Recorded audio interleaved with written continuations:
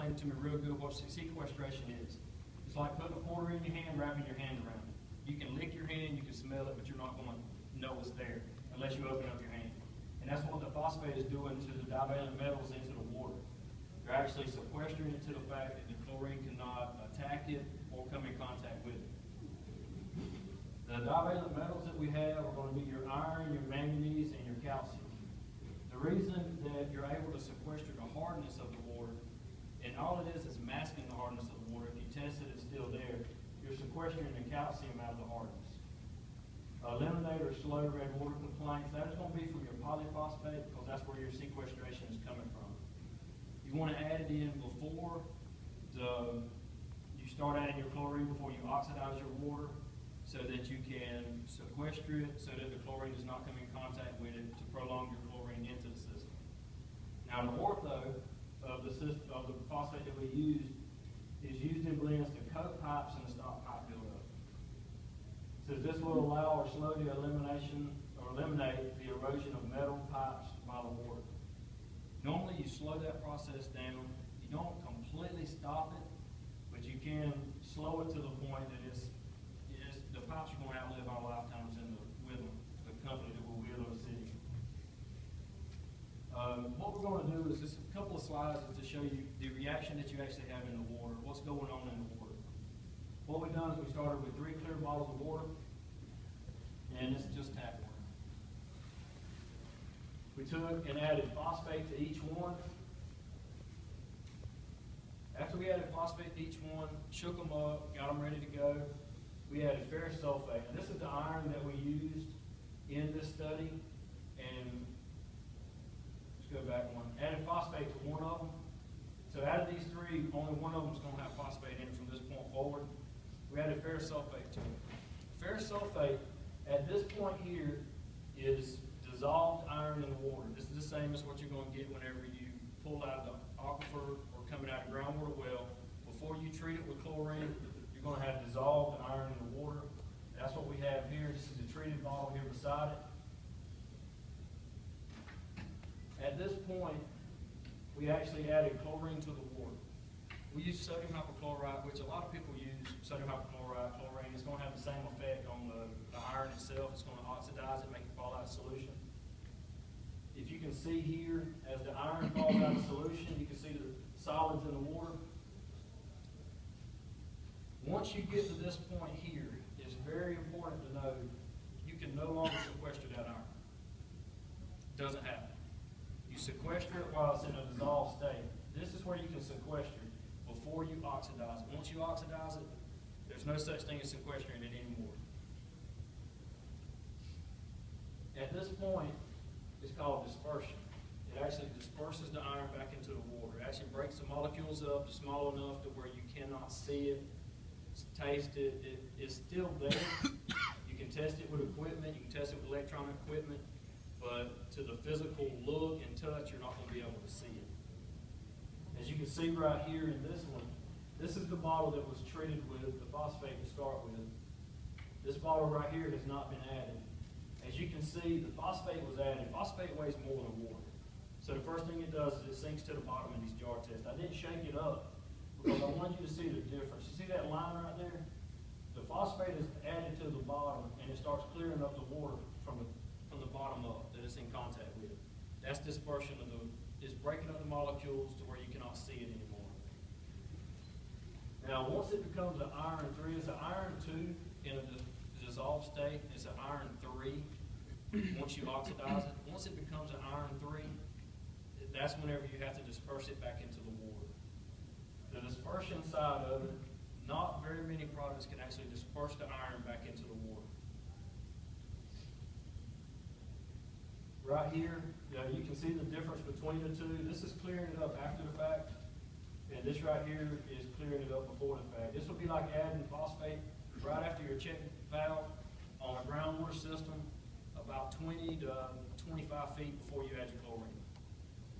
And that's about a good rule of thumb. If you can have about 20 to 25 feet in between where you add your phosphate to your chlorine, the further, then it's not going to be a bad thing. But you want to get a distance in between there so that you can sequester what's coming up out of the well. You don't want to get to the point, you don't want to add chlorine first and then turn around and have to disperse it back into the water. This right here is the easiest way to treat iron and manganese in the water with a phosphate. This is very difficult. You're fighting an uphill battle. That'd be like boxing somebody and you not throwing a punch to the third round. Same thing. You're fighting an uphill battle. You started off, go ahead and oxidizing the iron, now you're trying to put it back into the water. It's not as easy as it sounds. It's actually not as easy as this jar test shows right here.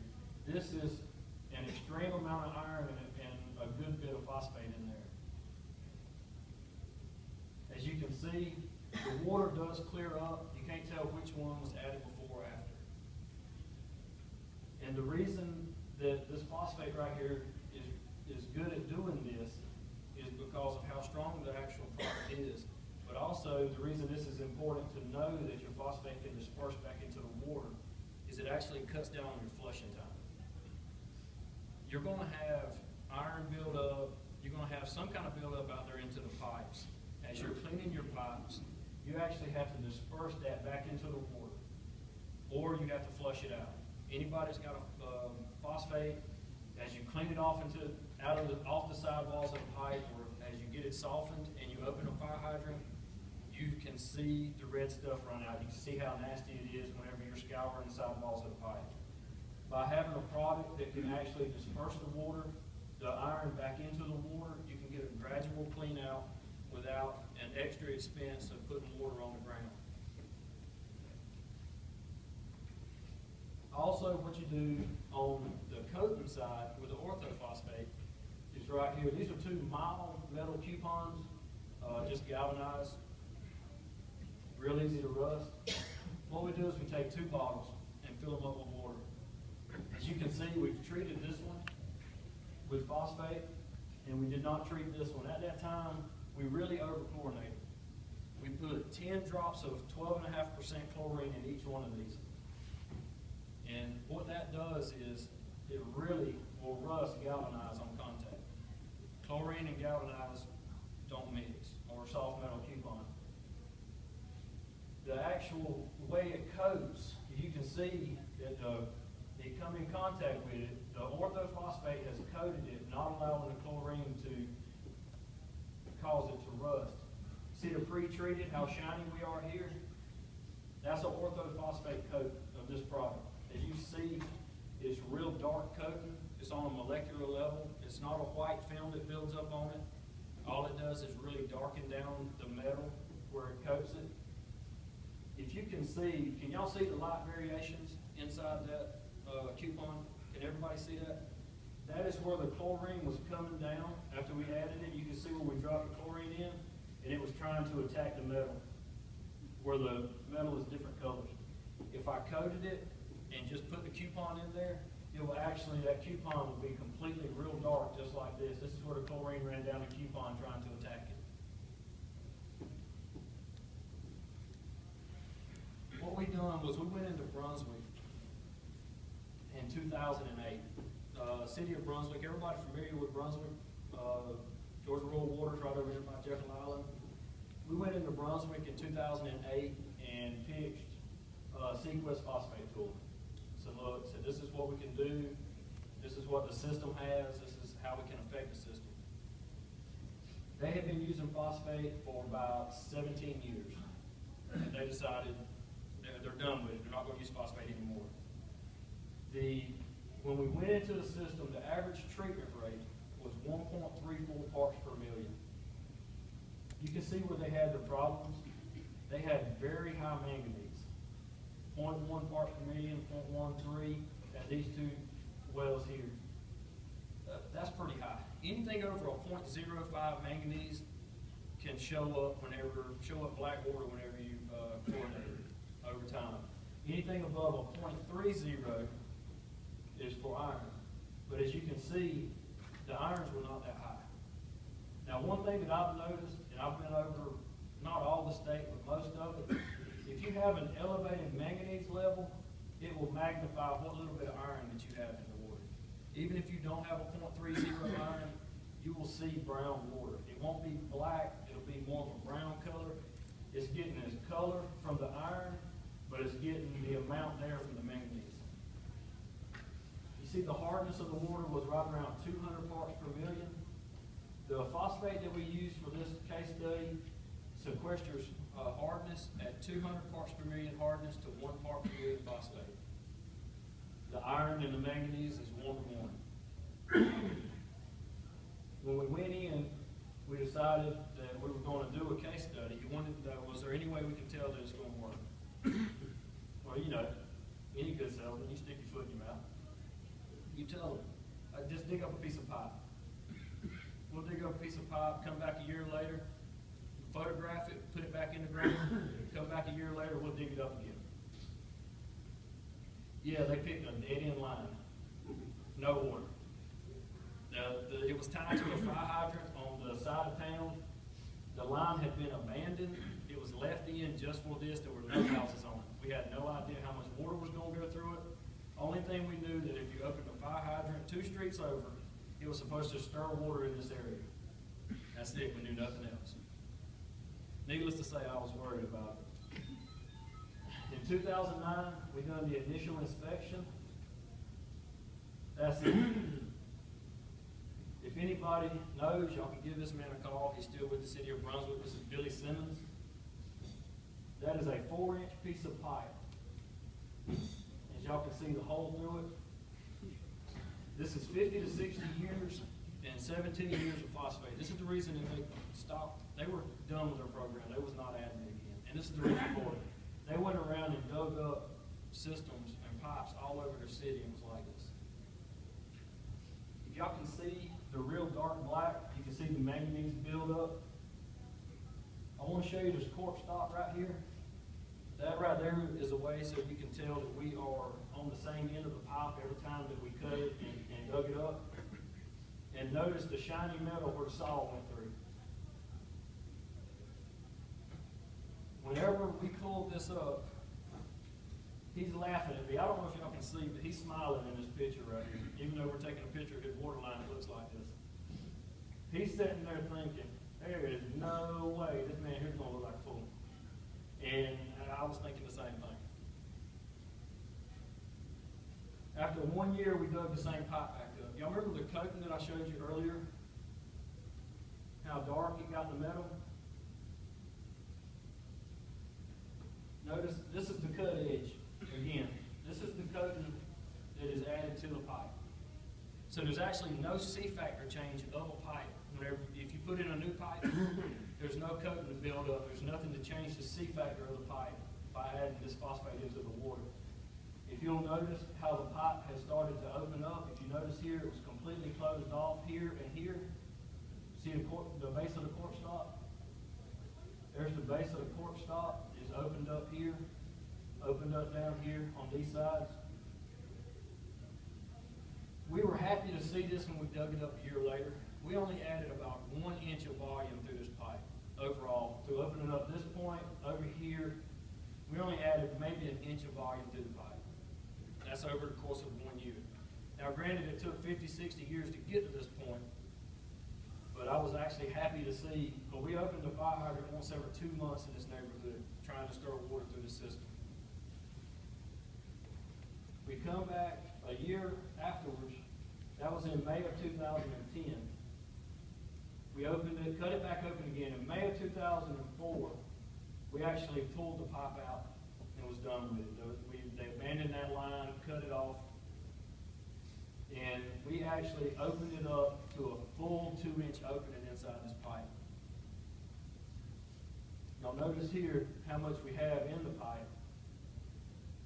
This was after we got done with it. As you can see, it has where the cork stop was. You see where the cork stop is and how solid it is right there? It had taken all this out. It had eaten it back down into the pipe. This pipe was probably 16 inches long before we cut it out at. And it had already eat up a bunch of this down through here into the pipe. It still kept the dark colorations on the side of it. It had about a 2-inch opening from beginning to end. There's the cork stop base of it here. There's the base of the cork stop there. And you notice that the coating on the face of it to keep anything from building back up again, and how this part right here where it was real solid and eaten down into it. What's hard to tell in this picture is right in here, this is about 8 inches deep down into the pipe. Now the whole time we done this, there was no red water complaints or black water complaints in this neighborhood. Even though we were getting this kind of clean out, there wasn't even none throughout the city. So we figured, and the best we could tell, is that if a low flow pipe like this could have this much clean out, the pipes that were actually having 500 gallons a minute, 600 gallons a minute going through them would definitely not have this much buildup in them, but would definitely get a lot faster clean out than this. So we could come in contact with more surface water and could scour off to where we had softened the side of it.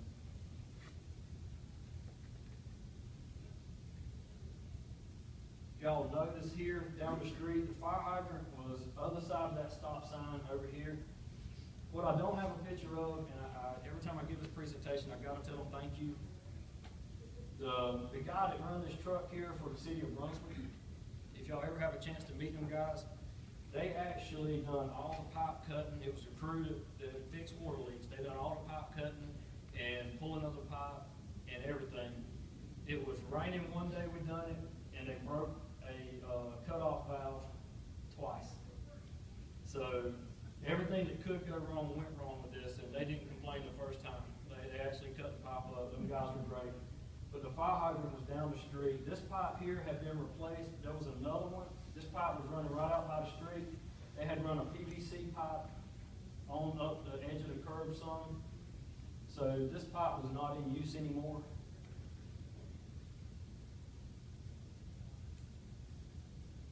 Let's see. As you can see here also, it actually had cleaned this top pipe completely out again. We took it out after 2 years, figured that we saw enough, and we have been using this product in the city of Brunswick ever since then. So we've been in there. We started in one well in 2008 and went citywide in 2009. We went citywide when we pulled this pipe in May, and they had a delivery to all 4 sites right around January. So they were on it for about, that pipe had probably seen phosphate for about 2 years and 2 months during this.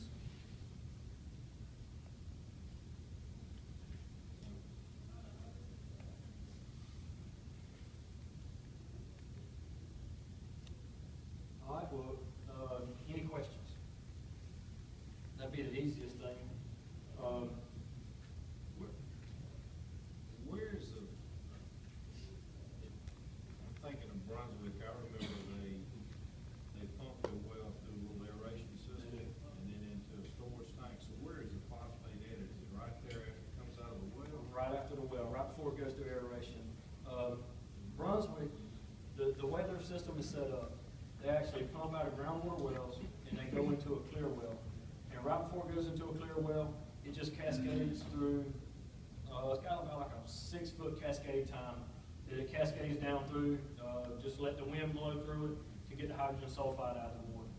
We actually add the phosphate as close to the groundwater wells as possible right after the check valves before they go into the clear well, because they have no iron removal at all. The only iron removal that they have is they allow for anything that's oxidized to settle out into the clear wells. And the reason that they use the cascade is for the hydrogen sulfide in the water. So the chlorine is added actually in the ground storage tanks? Yes.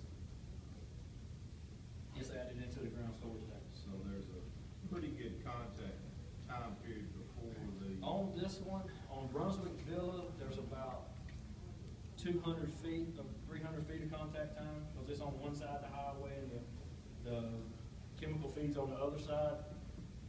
Goodyear is a little bit closer. They got probably 40, 50 feet of contact time. The main thing with making a phosphate work is the amount of contact time you have before you add any kind of oxidizer into the water. If it was a surface water plant, what we would do, we would allow them to oxidize it, filter it out, and treat it on the other side with the phosphate. And the reason for that is most surface water plants get enough iron and manganese removal from their filters that there's none on the other side, basically, and their treatment rate is only about a half a part per million because there's no hardness really in surface water. At that point there, that's how we put it into the surface water plants, but we add it close enough to the filter and to give us some contact time before the chlorine is added back into the water.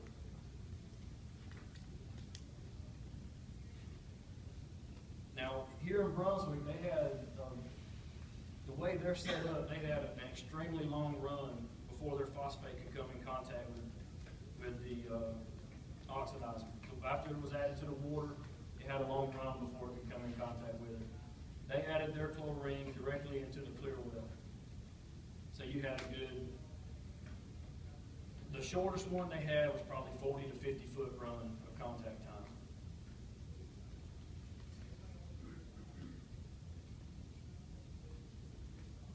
Any other questions? So other than contact time, is there any other considerations like pH or anything like that? pH is a consideration. The pH of the water here is a little over 7. The EPD will not allow you to go below 6.5. If you're doing any kind of pH control, 6.5 is low as they'll allow you to go. The sequence that we use here for this case study, we've got documentation of it working in a pH range of 5.5 to 12. There is two places down in South Florida that uses, they actually put a small amount of powder sequence phosphate into the sodium hypochlorite to keep the sodium hypochlorite from calcifying at the injection sites, or to prolong the amount of time that they get before they have to go in there and do any work to it. As far as it standing up in a wide range, this will stand up into a wide range of your pH. Now, if you've got a system that's running, say you're running a 7.5 pH range, it would be nothing on a surface water plant to cut that back to 7 or to a 7.1, so that if you ever have a little bit of a fall, you don't get below 7. A lot of people don't like to get below 7. But say you're running a 7.5, 7.6, but with using this product, it would not adversely affect the product by dropping it down to a 7.1. That way, if you have a little bit of fluctuation, you're still not dropping below a 7. There's towns in South Carolina that have cut out, their raw water was about a 6.5 to a 6.7, or treatment water, and they just quit using all kind of pH control. They just stopped with it altogether. And there's not been very many cases of them. A lot of people just don't like their pH to be below 7. If they're going to add anything, they're going to at least get it back up to a 7.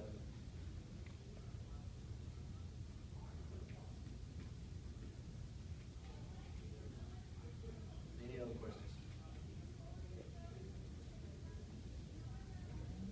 Now, hold on just a second. I do want to say one thing. Whenever you set it up to put it into the system, you have to sequester the hardness coming out of the water. These are all the variables that you really look at whenever you're setting it up on a groundwater system or surface water. The hardness of the water, the iron in the water, the manganese, and then you want to add a small residual after the fact. And what that small residual after the fact is, that's a little bit of extra phosphate that's into the system above and beyond what's going to actually be taken out or tied up with the divalent metals and the hardness and everything else. Here, we added a 0.15 parts per million to get on the clean out side of this. And that's a 0.15, you're talking about a half a part per million is 1.07 gallons per million gallons of water produced at phosphate. So you figure a 0.15 is a lot less than that for a clean out.